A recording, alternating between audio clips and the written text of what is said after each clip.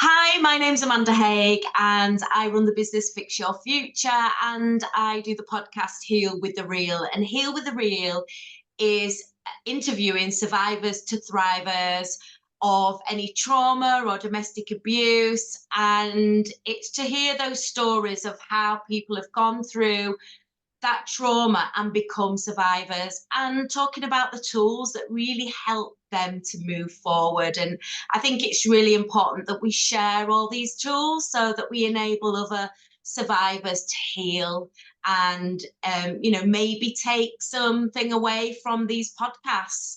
I am the author of Fix Your Future, and this was my memoir of my journey from survivor to thriver. And in the back of there are all the self-help tools that I personally use. So if that's something that you want to read, go ahead and get that. That's on Amazon. But my guest today, so I'm really, really super excited to introduce Lynda Harlos. So she has a business called Parent with Purpose. And I'm going to hand over to you, Lynda, just to say a little bit about Parent with Purpose and how it all came about. Okay, thank you, Amanda, for having me here. First of all, Parent with Purpose actually started back in 2014. And at the time, we didn't know about my daughter. So to me, it was just I have 4 kids. I was a stay-at-home mom. And the stresses of parenting and parenting with a purpose. I thought, well, is there other people out there that are struggling with this as well? So I started a blog hoping that people would interact and I could learn from them and they could learn from me things that we thought that would work. That didn't really take off all that well. But then back in 2019, we found out that my daughter had been trafficked 8 years earlier. And so I switched Parent with Purpose, whole mandate, whole goal, whole vision towards educating and preventing domestic sex trafficking and abuse from happening to anybody else. Wow. When that when you found out that that had happened, as a parent myself, I am a parent of 3 sons, so I don't have a daughter, but I do have a granddaughter. Mm. And thinking about, I can't possibly put myself in your shoes because I haven't been through that kind of experience, but I'm just guessing that that must have been devastating for you to find out, that your daughter had been through that. What was your initial thoughts and feelings when you found out?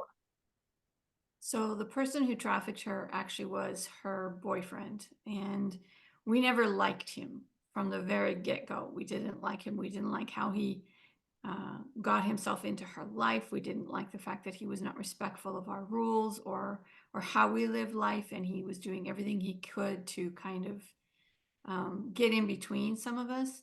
Now, we didn't know anything about abuse back then either, but to us, I mean, at least that was a word that we did understand happened to just about anybody. I mean, there was no race qualification for that or demographic qualification for that, right? Like anybody could be in an abusive relationship. So to us, we thought, okay, he's just abusive. What do we do with that? How do we handle that? So when we found out that it was actually trafficking, that he had actually trafficked her. So trafficking is the worst form of abuse because it abuses you in every single way and Sure. then exploits that abuse. Um, so I can tell you, to answer your question, I went into slow-mo. It was like somebody literally hit slow motion on the remote control of my life. And I don't remember probably a good couple months of my life. I just went in automatic. I was doing things. I knew what I needed to do. But then one day my daughter had said to me, Mom, it's okay for you to hurt and be sad and to cry. You are a secondary victim. And as soon as she said that, I did. I started to cry. I bawled like a baby. Um, but more so because here's my daughter who had lived through hell and she was the victim and she's giving me permission to hurt and be hurt by the crime that happened to her. And so then her and I just hit the ground at that point and we decided, okay, we're going to let our pain be purposeful. And so we decided to turn our pain into purpose. And she went around to schools and she was talking in high schools for quite some time, 2 or 3 times a day, just educating young people about what happened to her, how it happened to her, and why it happened to her. And I did the same thing. I went out and was started doing Parent with Purpose nights, presentations. I do online presentations. I will go anywhere in the world, anytime, to do what I can to actually prevent this from happening to other people. Amazing. You mentioned right in the beginning that you didn't like that person, her ex-partner. What Yeah. were those signs that you spotted early on? Because you mentioned about how he was trying to split you apart, her apart from the family. What were those signs that you kind of spotted or recognized? There's a few, not as many as there is for typical domestic trafficking, but I don't think he was a typical trafficker. Anyway, we won't get into that part. But a lot of this is in my book, because the book talks about my whole journey and kind of backtracking and realizing all the things that we did miss. And one of the things that I didn't miss that was definitely a red flag to me is I couldn't understand why a single male was interested in a pregnant female and the baby wasn't his. She had been raped, she'd been gang raped, and so she got pregnant due to that. She didn't know who the father was, and she was having a really hard time in her social life, more so than anything, because none of her friends believed her. They thought that she was lying about the rape in order to cover up a pregnancy, so they started calling her names at school. So she really was ostracized, and he saw that, and he swooped in and became her hero, became her friend, and told her, I believe you. And that's what it took. But in the background, I'm sitting there going, it doesn't make sense. He didn't really know her. I mean, he knew of her through school, but he didn't really know her. It's not like he'd been interested in her before, but suddenly, out of the blue, here comes this guy, and he's interested in helping her raise a baby.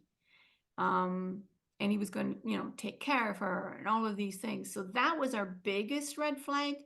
But then there was the things that, like, he would tell me things about Samantha that didn't quite click. I mean, all teenage all teenagers, but teenage girls in particular. Well, this one in particular, I should say, because I had another teenage daughter. I have four kids. Two of them were girls.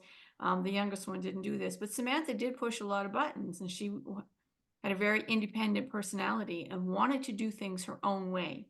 Um, and so sometimes would lie and steal in order to be able to get to do what she really wanted to do. And he knew that, and he knew that we struggled with that. And so he used that, and he would tell us things just to make us think that she was even farther down a rabbit hole than we thought she was. And he would tell her things. And we found, Samantha and I spent a lot of time talking about this after she found out that's what had happened to her. And then she come and told us. We spent a lot of time talking about this and finding out what he said to me, what he said to her, and what really went on in the background. And so he was telling her things like, your parents don't think you're a good parent. Your parents think that you're still immature. Um, and he would take comments that we would say or do, or a look maybe that I gave if I was exasperated about something, and then he would tell her later, yeah, your mom, you could tell just by the look on her face that she's really not happy with what you're doing or how you're doing things. And so he would just needle his way in between the relationship that Samantha and I had, and we had and have a really good relationship. But near the end, before he convinced her to move out with him so he could traffic her, we were fighting about stupid things that would not have ever been part of our equation before. We expected this guy, when he was over visiting her, to leave at a certain time, because if we all went to bed, I wanted him out of the house. Yeah, And that became the biggest bone of contention. And he needled her and needled her and needled her about this. Your parents are old fashioned, like anything he could to make her just get mad at us. So then it was that was the biggest part, behind the scenes, that neither one of us really saw that was happening to the other person from him. Um, but those are the two biggest.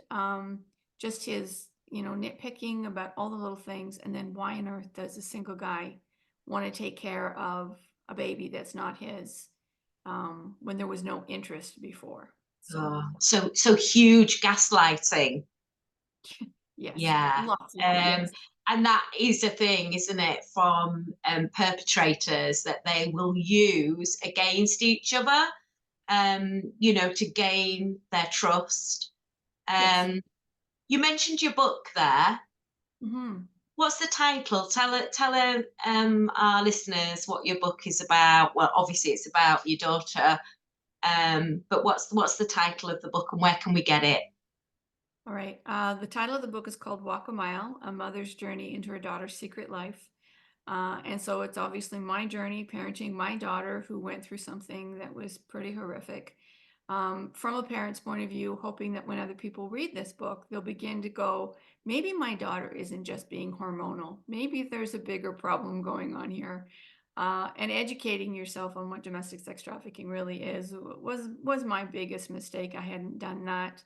But this will at least, it's a kickoff to let you know that teenagers, in particular teenage girls, because they do tend to, between PMS and needing to look pretty and all those things that they're going through, and we tend to just some of their behaviors. We tend to just, oh, it's that time of the month, or Yeah, oh, but she's in growing pains or whatever, and we don't take them seriously enough. And as much as we were close knit and we were a healthy family in all regards, pretty much. Lack of education on my part. So the book's called Walk a Mile. You can get it on Amazon. And if anybody wants the link, they're more than welcome to, double, or if they can go to my website, they can see that in the poster right behind me there. There's a whole tab on there with my books. I have actually 3 of them, but that's the latest one. and was that something that you wrote together or did you do that separately? I don't do anything without Samantha's permission because even though the book is my journey, it's my journey about her. So she gave me permission. I wrote it. I would not get it published until she read it because I wanted to make sure she was okay with everything I said. It took her almost 6 months to read it. So no, we didn't write it together. I don't think she would have been able to. But she did read it. She did make sure that everything in there was factual from what she remembered. But with trauma brain, of course, there's an awful lot that she doesn't remember. But and then she got to see the other side of it, like my side of it, and it was a really healing experience for her to read it, even though it triggered her a lot. So she could only take small chunks of it at a time. Sure. So yeah, no, I wrote it, but she approved it. Okay. It's interesting that you said that it took 6 months before you were ready to get that published because the exact same thing happened to me. I'd written my book and it was ready to go. And it was that I still was working through that trauma. And it took me lots of talking on private stages to then work up this courage to go, do you know, that effort moment where I thought, do you know what, it's more than just me, it's about the other survivors out there, and if I can help just one person, then I need to get it out there. And that was kind of the push that I needed. I went and did it in audio, and I read it myself, and I was quite proud of that. And that was the moment where I thought, right, it's got to get out there. So how did you, what was that journey like for you, that 6 months of stepping into your fear, I guess? It wasn't my fear. It was the 6 months is how long it took for Samantha to read it.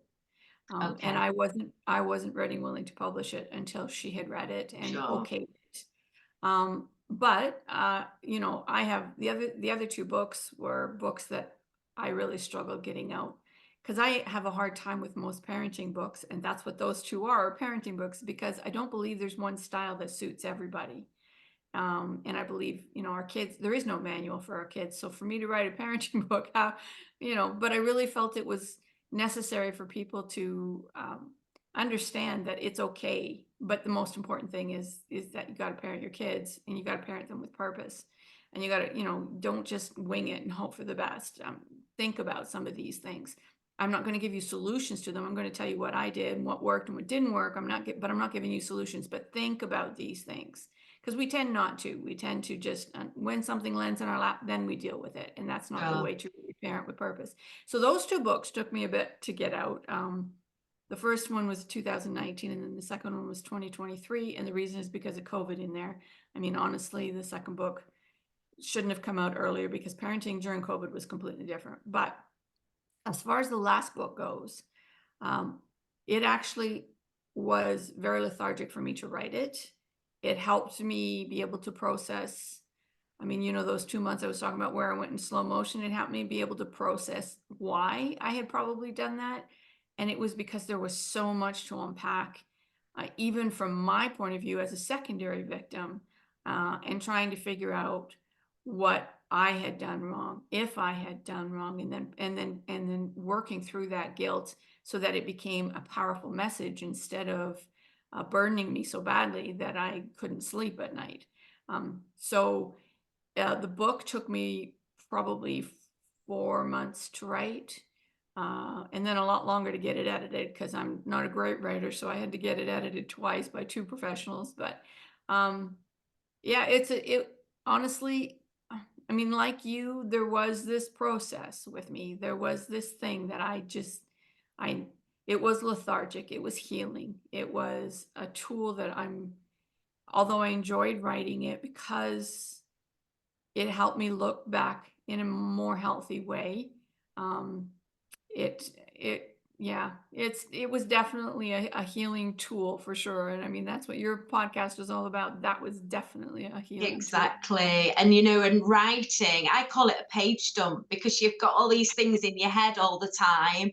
And just getting it on paper absolutely makes sense. It just helps you make sense of what that situation is. And what you mentioned there about the shame and the guilt, as a parent, I had those same things because my youngest son was in the thick of all the abuse, and I blamed myself for staying in that relationship for so long. The way that he was at school, I was constantly going to school to bring him out of school because he'd kicked off in a lesson, or but it was understanding actually it was all that he just needed to learn in a different way. And for me it was just, oh my god, it's me. What have I done? So I completely resonate with you saying that shame and that guilt.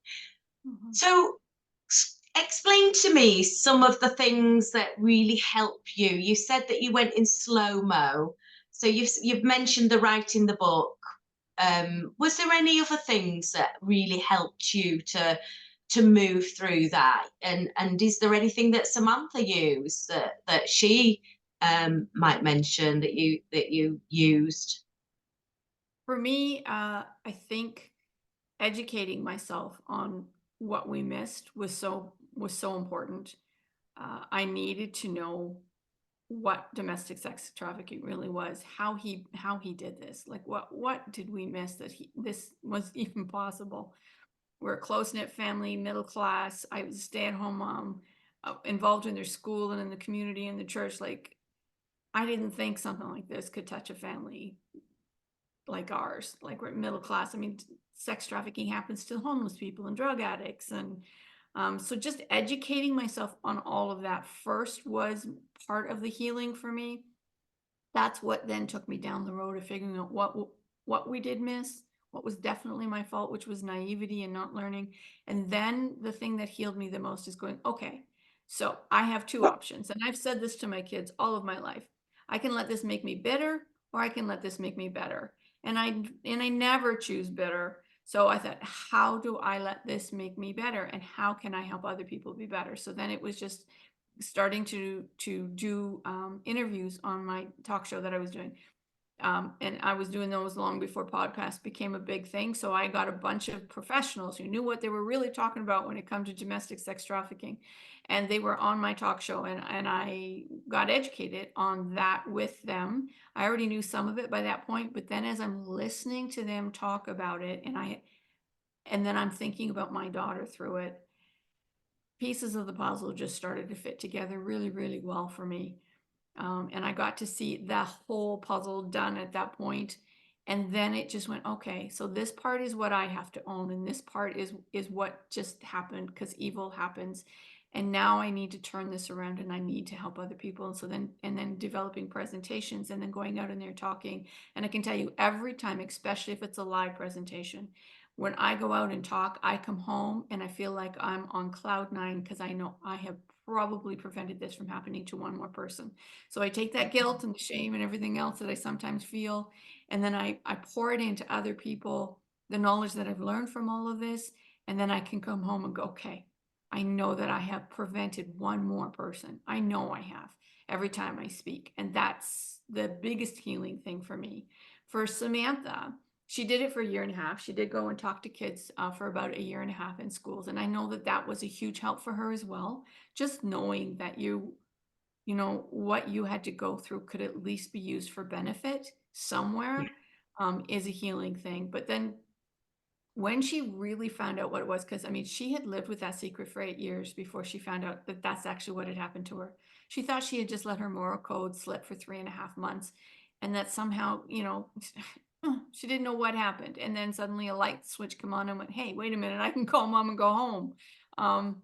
So it for her, it was when she found out for sure what it was. That was a huge healing thing for her because she was living with this trauma for 8 years, not understanding one lick of it.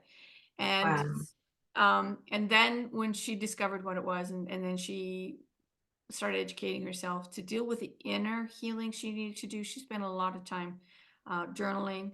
She loves to write poems, so she would write poems. Water really is one of her calming natural things that she loves, and so you will quite often, I would get text messages from her. I'm by the water, Mom. This is where I am, just so you know. She spent a lot of time by the water. So those were healing things for her. And even to this day, I mean, she stopped talking because, I mean, she did kind of burn out. You know, you say your story 2 or 3 times a day for a year and a half, and you're going to burn out. So she's got a different job now, but you will still quite often, Mom, I'm at the creek, I'm at the river, just so you know where I am. She still will head there quite often just to find her center, to get her balance back. Yeah, it's beautiful. I mean, I love going down by the water. I'm really lucky. I live 5 minutes away from water. And it's a beautiful area with waterfall and all the ducks. And I'll just sit on the benches by the water for a long time. And it's just nice. Just getting out in nature anyway is just one of my healing tools. So you mentioned your program, or is that available anywhere? Can people watch that? Oh, absolutely. They can go on my website. There's a button on there that'll click them right through to registration. And actually, I think it clicks them through to another page to just give them a little bit of detail about what the presentation is going to be. But then they can click through and register. So yeah, they can go on my website and get that. I do it monthly. It's not the same day of the week or the same time. I try to mix it up so that hopefully everybody can come to it. That one is actually free. That's my pro bono work that I do, that because I really want anybody and everybody to be able to come and actually educate themselves on this.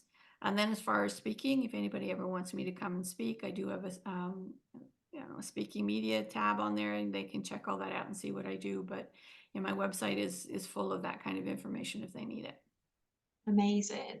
Education, you mentioned as well. It is super important because for me, I'd gone on this journey of not know I'd been ghosted and I didn't know what even ghosting was. I didn't even know what the red flags were or narcissism, and I went on this whole journey of learning what are these red flags that we need to look out for, what is narcissism, and that stood me then in that stead that then I wanted to go like you and teach others what these unhealthy signs were to look out for.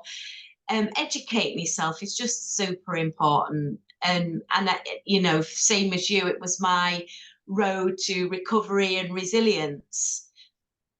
Is there anything else that you personally do? Personally, due to for healing, Yeah. Because I I would have say a real set routine that I still do every day.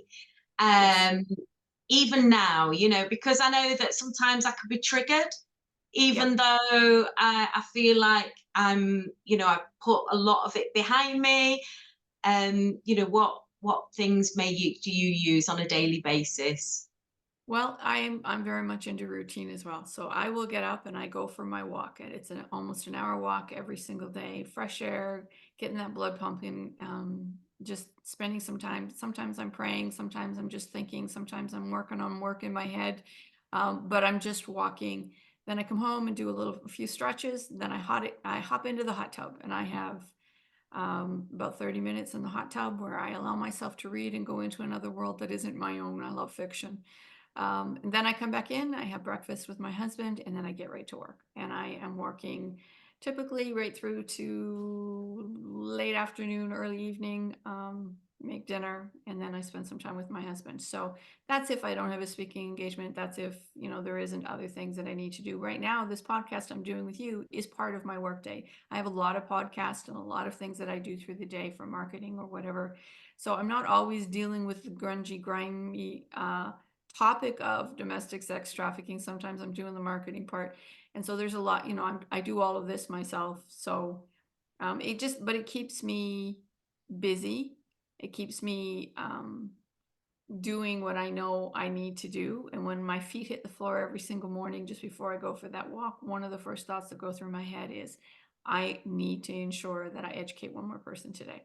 So whether Nice. that's going out marketing so that I can find a way to talk about it, like meeting you and those kind of things, or whether or not it's, just somebody, a friend. I have people who will email me or message me on Facebook.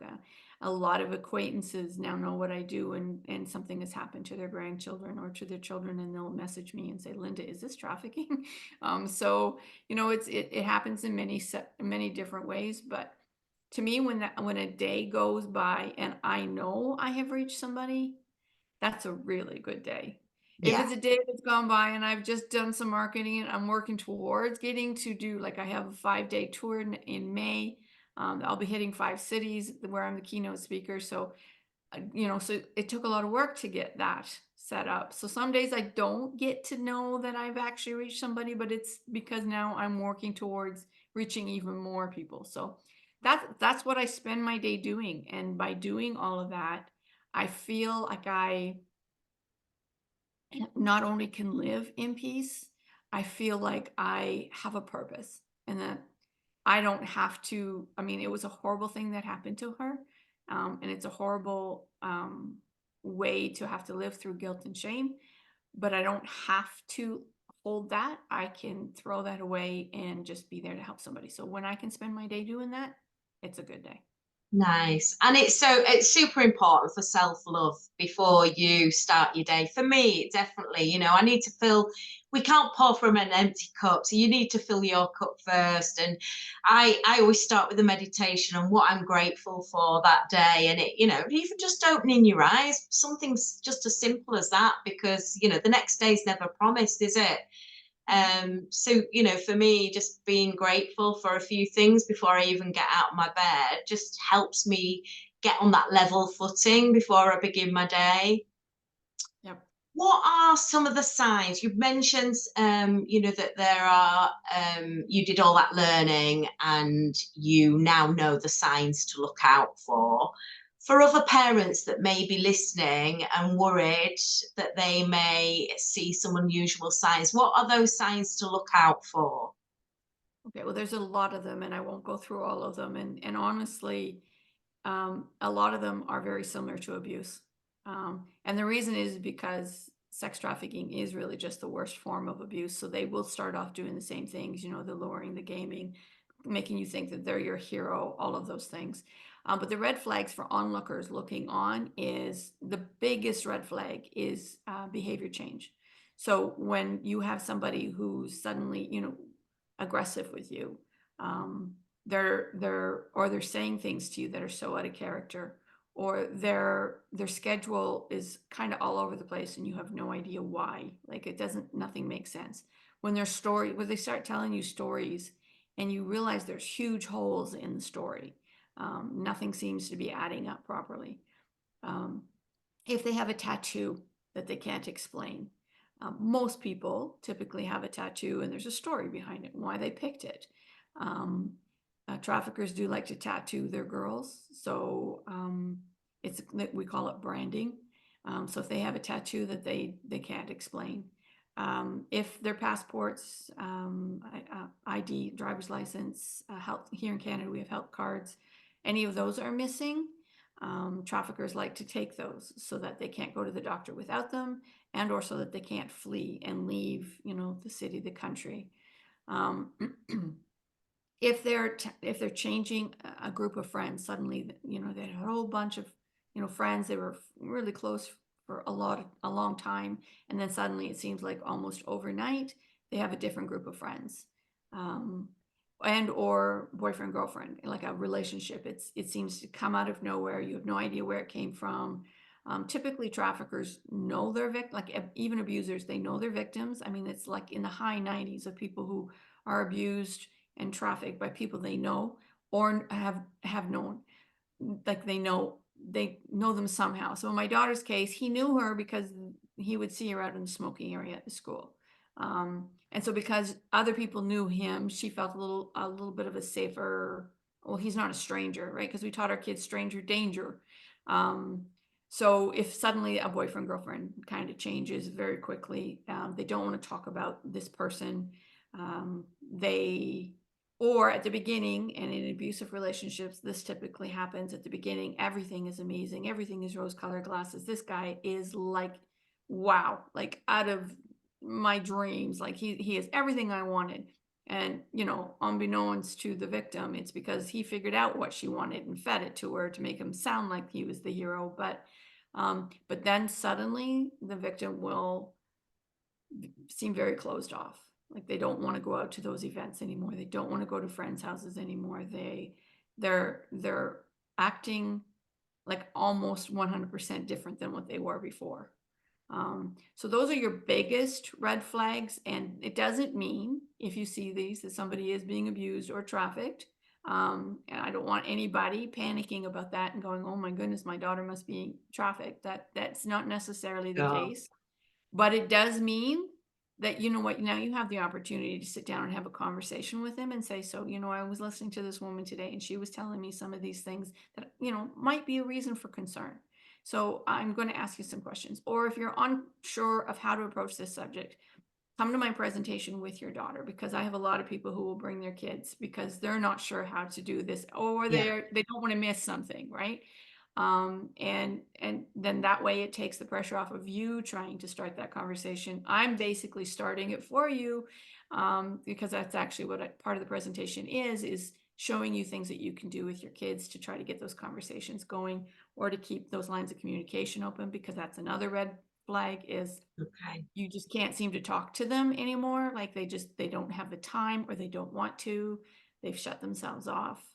Um, if their outfits are like, if they've changed their style of hair and clothes, and it just doesn't make sense. This isn't who you thought she was. Now, my daughter went through several stages of doing different things. She went through the emo stage. She went through the rocker stage. She went, so that I'm not talking about that. Although that could potentially as well be definitely part of it. If they suddenly have things they can't afford, you know what work they're doing, and you know whether or not they can afford a Gucci bag, or a spa day every month. Like, how many people can afford a spa, especially Oh, a young adult who can't afford a spa day every month? So those are the biggest ones. Actually, I think I've pretty much listed off everything that was on my list. That's on the thing. I listed a lot there, so that's a lot to take in. So don't panic. Don't like rush to get help. Just have a conversation with whoever it is you're concerned about. If they are being trafficked and for some reason you really feel for sure that is what's happening, I suggest you don't do this. and I, during that time, did she just move out of the home then all of a sudden? well, the fight started, one big, huge, major fight, and then the next thing I heard, she's, "Yeah, I'm moving out tomorrow." I went, "What?" She's, "Yeah, I'm moving out tomorrow."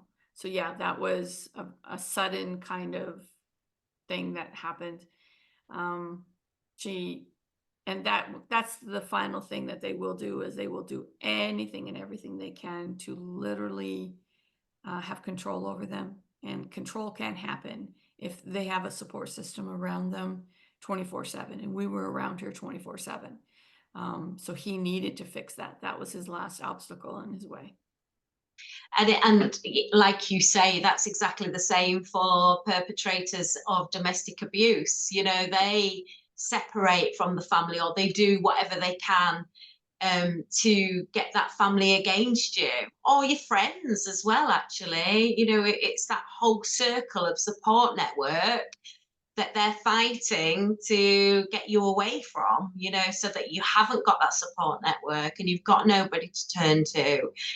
So important, you know, to talk to, like you say, that person and reach out, because often when you are a survivor of any abuse in any way, you shut yourself off, or you shut yourself down, and you daren't speak to anybody else, you know, because again, it's that shame factor. And, you know, what will other people think of me?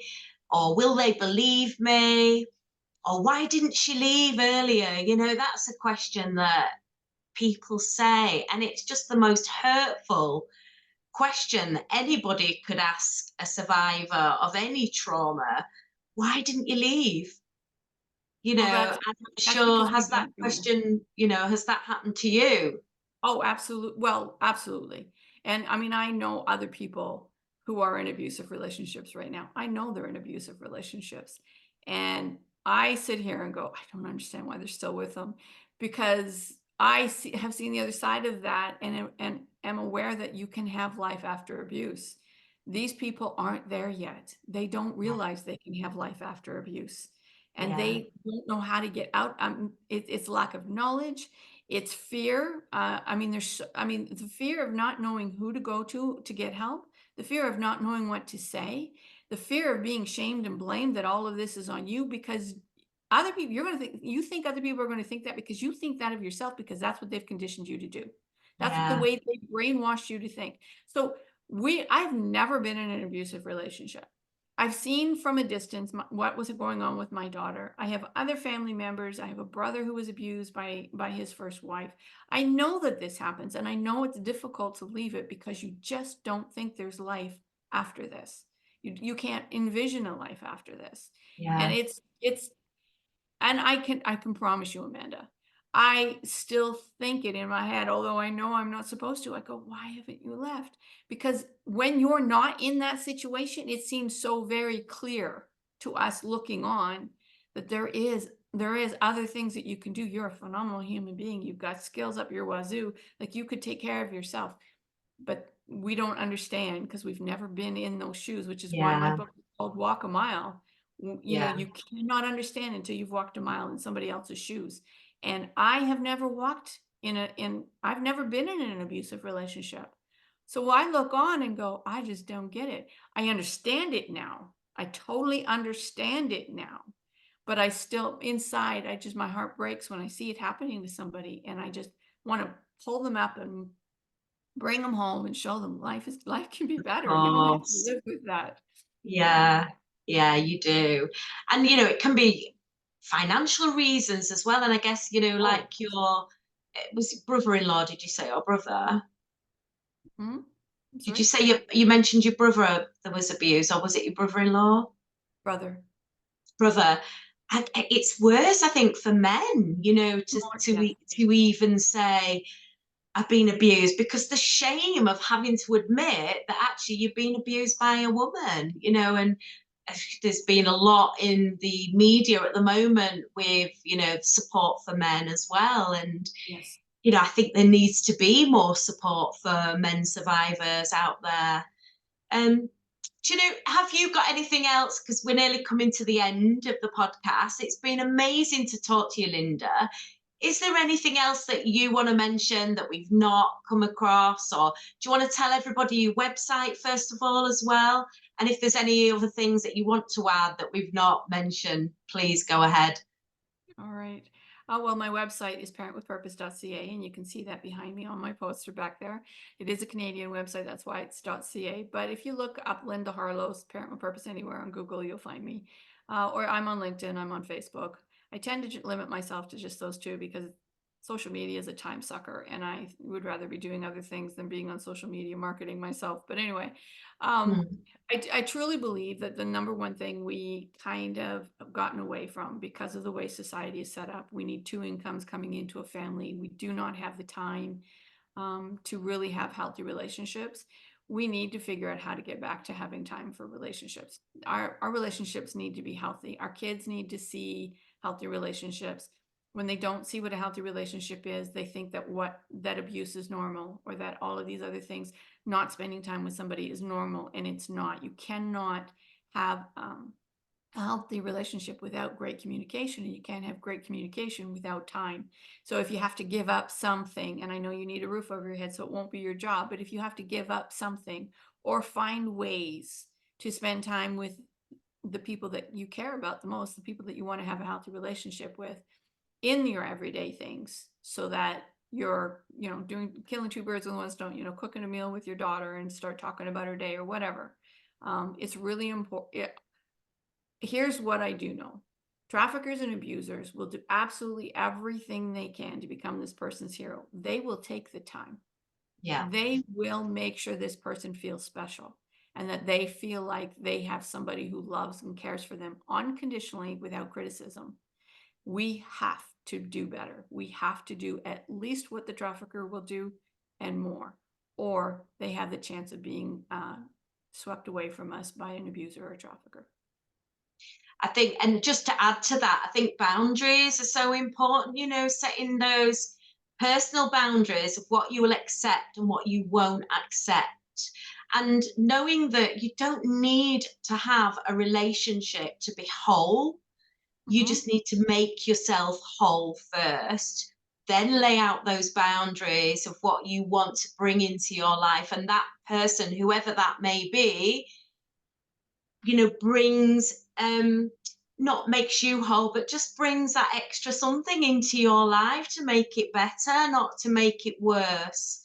That's right. So I'm going to end there. Thank you for everybody listening to Heal with the Real today. I hope you took something away, and a special thanks, Lynda, for you being here. You've been a great guest, and thank you so much. Thanks for having me, Amanda. I appreciate it. Take care. Bye bye.